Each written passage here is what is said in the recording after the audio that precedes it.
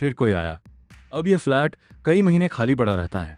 फिर एक परिवार हिमाचल से आकर किराए पर घर ढूंढते हुए इस फ्लैट के मकान मालिक से मिलता है। तो मकान मालिक तुरंत उनको चाबी देकर फ्लैट वाली बिल्डिंग के नीचे ये कहकर छोड़ देता है कि आप लोग आराम से फ्लैट देखकर मुझे मेरे घर पर मिल लेना, अभी मुझे कुछ ज़रूरी काम है तो मैं जा रहा हूँ। और इतना कहकर जल्दी से मकान मालिक वहाँ से निकल जाता है। परिवार में पति और पत्नी जब अंदर आते हैं तो देखते हैं कि बेडरूम में टेबल पर सड़ी हुई कच्ची आलू गोभी की सब्जी पड़ी है। रसोई में सारे बर्तन ऐसे ही फैले पड़े हैं। घर में कपड़े, कुर्सी, सोफा, बेड और यहाँ तक कि चप्पल जूते भी जैसे कि तैसे पड़े थे। ये देखकर पति राजकुमार और पत्नी नंदा दोनों घबरा गए। तो अब उनको इस फ्लैट की ऐसी स्थिति पर शक होने लगा और यही कारण उनको मकान मालिक के अंदर ना आने का भी लगा। फिर बाहर आकर उन्होंने पड़ोस में जानकारी निकाली तो उस परिवार का पता चला जो रातों रात ये फ्लैट खाली करके बिना कुछ भी सामान निकाले वहाँ से भाग गया था और इतने महीनों बाद भी आज तक नहीं लौटा। मजबूरी में जोखिम लिया राजकुमार और नंदा का परिवार आर्थिक तंगी से तो जूझ ही रहा था। फिर कोई और फ्लैट इतने कम किराए में मिल भी नहीं रहा था और राजकुमार थोड़ा ओझा वाले काम जानता भी था, तो इसलिए उसने इस फ्लैट में अपने परिवार के साथ रहने का फैसला किया। मगर पहले राजकुमार अपने कुछ ओझा का काम जानने वाले साथियों के साथ फ्लैट में जाकर एक पूजा कराया, जिससे उसको अब ये फ्लैट अपने बच्चों और पत्नी के लिए सुरक्षित लगने लगा। अपना सारा सामान लेकर राजकुमार और नंदा बच्चों सहित एक सुबह इस फ्लैट में आ गए और सामान जो वो साथ लाए थे उसको निकालकर अपनी जगह रखने लगे। बच्चों को भी यह फ्लैट पसंद आ गया था। जिद्दी भूत ने दी अपनी पहली दस्तक। परिवार का पूरा दिन खुशी और शांति से गुजर जाता है। मगर रात होते होते छोटे बेटे की तबीयत बिगड़ गई। उसको एक के बाद एक उल्टियां होती चली जा रही थी। घर में देसी नुस्खे करने के बाद जब छोटे बेटे सौरभ को बिल्कुल आराम नहीं लगा तो राजकुमार छोटे बेटे को लेकर अस्पताल चला गया और नंदा बड़े बेटे गौरव के साथ फ्लैट में ही रुक गई। रात ज्यादा होने पर राजकुमार ने नंदा को अस्पताल से फोन करके कहा कि सौरभ को अभी तो आराम लग गया है मगर सुबह तक अस्पताल में ही रखना पड़ेगा, इसलिए मैं और सौरभ सुबह घर आ जाएंगे, तुम दोनों आराम कर लो। नंदा ने फोन रखा और गौरव के साथ खाना खाकर बेडरूम में सोने चली गई।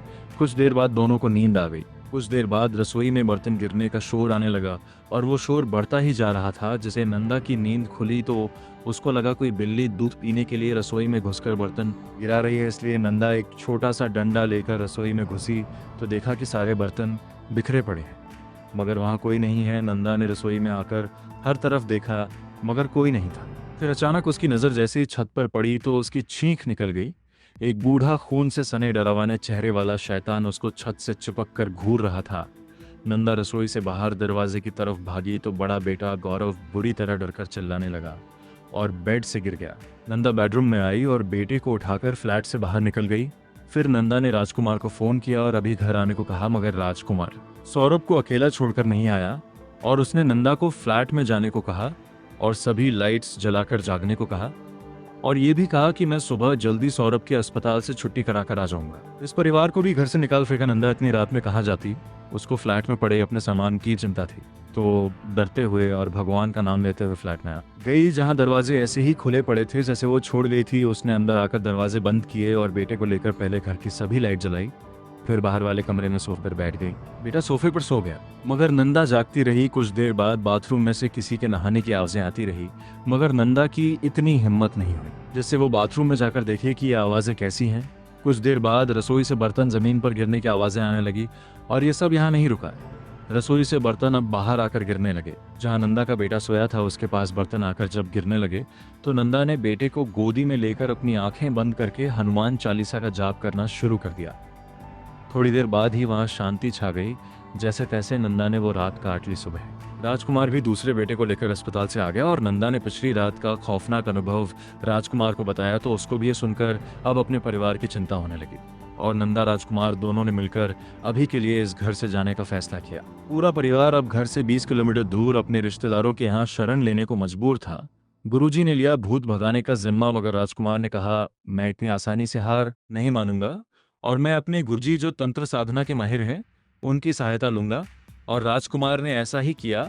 अपने गुरुजी के पास जाकर भारी मन से सारी दुविधा बता डाली। गुरुजी को भी लगने लगा कि मामला तो गंभीर है। फिर गुरुजी बोले कि मैं एक चेले के साथ जाकर यहाँ रहना चाहता हूँ और उस जिद्दी भूत को वहाँ से भगाना चाहता हूँ। राजकुमार ने बोला कि गुरुजी मैं आपके वहाँ रहने की व्यवस्था कर देता हूँ मगर मैं आपके साथ वहाँ नहीं रुकूंगा। आपको किसी और चेले को साथ लेना होगा। इस बात पर गुरुजी मुस्कुरा दिए और हाँ बोलकर राजकुमार को रात को वहां लेकर चलने को कहा। रात शुरू होते ही लगभग 9 बजे राजकुमार गुरुजी और उनके एक चेले नौरंग को फ्लैट पे ले आया और गुरुजी के द्वारा मंगाई कुछ सामग्री देकर वहां से चला गया। अब गुरुजी ने नौरंग के साथ मिलकर पहले तो अग्नि जलाकर एक पूजा की, फिर उसकी भभूति पूरे घर में बिखेर दी और उस जिद्दी भूत की आत्मा से कहा कि तू इस घर को हमेशा के लिए छोड़ दे, नहीं तो मैं तुझे इसी अग्नि में भस्म कर दूंगा। फिर नौरंग के साथ साथ मिलकर गुरुजी ने पूरे घर का मुआयना किया तो उनको लगा कि आत्मा अब यहाँ नहीं है और अब ये घर जिद्दी भूत की आत्मा से मुक्त है। फिर नौरंग की नज़र फ्लैट के सबसे बाहर वाले जाली के दरवाजे से बाहर सीढ़ियों पर पड़ी तो उसने देखा कि एक 80 साल का डरावनी शक्ल और बहुत ही छोटे कद का बूढ़ा मैले फटे हुए कपड़ों में अपना सर पीट रहा है और कह रहा है कि मेरा घर मुझसे छीन गया नौरंग ने। गुरुजी को जल्दी से बाहर देखने को कहा, जिससे गुरुजी ने भी उस बूढ़े यानी जिद्दी भूत को घर से बाहर देख लिया और खुश हुए कि काम पूरा हुआ। जिद्दी भूत ने किया पलटवार। अब रात काफ़ी हो गई थी। रात के लगभग 12:30 बज चुके थे। दोनों यहीं इसी फ्लैट में सो गए। काफ़ी थके होने की वजह से दोनों को नींद जल्दी ही आ गई। लगभग 1 घंटे बाद गुरुजी को अपने दबने का एहसास हुआ, जिससे वो जूझ ही रहे थे कि उनकी नज़र बाहर वाले जाली के दरवाजे पर पड़ी तो वो छोटे कद का खतरनाक बूढ़ा जोर जोर से अपने दोनों हाथों से पकड़कर दरवाज़ा हिला रहा था। इधर गुरुजी को अपना दम घुटने जैसा लगने लगा। पलक झपकते ही अब वो जिद्दी भूत गुरुजी के पास ही खड़ा था और मुस्कुरा रहा था और बोले जा रहा था कि मुझे यहाँ से कोई नहीं निकाल सकता, हर बार मैं ही सबको अपने घर से निकालता हूँ। गुरुजी को जब स्थिति नियंत्रण से बाहर लगने लगी तो उन्होंने सब कुछ छोड़कर मंत्र जाप शुरू कर दिया और कुछ ही पलों में गुरुजी उठकर अपने पैरों पर खड़े हो गए। आसपास देखा तो कहीं भी वो बूढ़ा भूत नहीं दिख रहा था, मगर गुरुजी एक बात से चौंक गए कि नौरंग भी उस कमरे से गायब था। तो गुरुजी नौरंग को आवाज़ देते हुए हर जगह देखने लगे। फिर वो जैसे ही बाथरूम में गए तो देखा कि नौरंग के कपड़े पूरे खून में सने थे और वो खून की उल्टियाँ किए जा रहा था। गुरुजी ने जल्दी से पानी को मंत्र से पढ़कर नौरंग को पिलाया और उसके ऊपर भी थोड़ा सा पानी का छिड़काव किया, जिससे नौरंग को कुछ होश आया। गुरुजी ने नौरंग को जल्दी से खुद को संभालने को कहा और कहा कि नौरंग, अब वो बूढ़ा जिद्दी भूत अपनी पूरी ताकत से हम पर वार कर रहा है, इसी वजह से हम दोनों का यह हाल हो गया है। हमें गलतफहमी हो गई थी कि वो इस फ्लैट को छोड़ चुका है, मगर ये उसकी चाल थी जिससे हम बेफिक्र हो जाएं और उसको अपना वार करने का मौका मिल जाए, और ऐसा ही हुआ भी। अब वो हमें यहाँ से जिंदा नहीं जाने देगा। अब या तो हम उससे टक्कर लें या फिर जान देने को तैयार हो जाएं। गुरुजी ने छोड़ा ब्रह्मास्त्र। नौरंग भी अपने गुरुजी से इतनी बड़ी बात सुनकर सतर्क हो गया और बोला कि गुरुजी चलो आप करो, जो करना है मैं आपके साथ हूँ।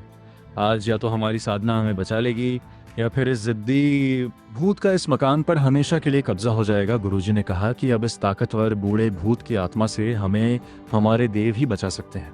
इस पर नौरंग बोला कि मगर गुरुजी, उन देव को तो बलि या खून देकर ही बुलाया जाता है, इतनी रात को कहाँ से कोई जीव की हम बलि देंगे। गुरुजी ने नौरंग को जल्दी से आग जलाने को कहा और खुद रसोई में जाकर चाकू ले आए और अपना हाथ काटकर खून को देव का नाम लेकर उस आग में डाल दिया और अपने देव से उस खतरनाक बूढ़े की आत्मा को इसी अग्नि में भस्म करने की प्रार्थना करने लगे। अग्नि के पास ही नौरंग और गुरुजी दोनों हाथ जोड़कर बैठे थे कि उनको किसी के रोने की आवाज़ आने लगी।